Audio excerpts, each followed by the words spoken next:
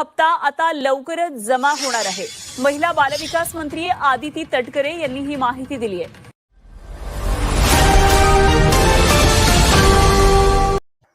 बहिणींनो, एक महत्त्वाची बातमी आहे। मकर संक्रांतीच्या आधी तुमच्या खात्यात पैसे येणार का? लाडकी बहीण योजनेचा पुढचा हप्ता कधी मिळणार, किती मिळणार आणि कोणाला मिळणार याची आज पूर्ण माहिती देणार आहे। पण व्हिडिओ सुरू करण्याआधी जर तुम्हाला सरकारी योजना पैसे कधी येणार अपडेट हवं असेल तर आता चॅनल सबस्क्राईब करा, कारण अशी खरी माहिती आम्ही सर्वात आधी तुम्हाला देतो। योजना थोडक्यात माहिती घेऊया। लाडकी बहीण योजना ही महाराष्ट्र शासनाची महत्त्वाकांक्षी योजना। या योजनेअंतर्गत पात्र महिलांना दर महिन्याला आर्थिक मदत दिली जाते। गरीब व मध्यमवर्गीय महिलांना आर्थिक स्वावलंबन थेट बँक खात्यात पैसे येतात। आतापर्यंत या योजनेचे एकूण किती हप्ते मिळाले आणि किती महिलांना फायदा झाला हेही आपण पुढे पाहणार आहोत।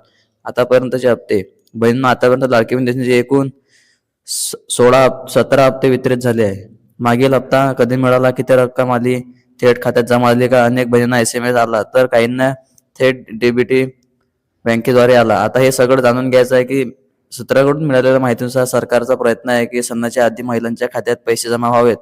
मकर संक्रांती महिलांसाठी खास सण, त्यामुळे सरकारकडून पॉझिटिव्ह संकेत मिळत आहे। पण लक्षात ठेवा, अधिकृत तारीख जाहीर होईपर्यंत कोणीही अफवांवर विश्वास ठेवू नका। कोणाला मिळेल आणि कोणाला अडचण येऊ शकतात हे सर्व आपण या व्हिडिओमध्ये पाहणार आहोत। सर्वांनाच पैसे मिळतील का? नाही बहिणींनो, काही कारणामुळे हप्ता अडकू शकतो। आधार लिंक नसेल, बँक खाते DBT ऍक्टिव्ह नसेल, KYC पूर्ण नसेल, चुकीची माहिती दिली असेल, म्हणून आजच हे काम करा, नाहीतर मकर संक्रांतीचा हप्ता तुमचा अडकू शकतो।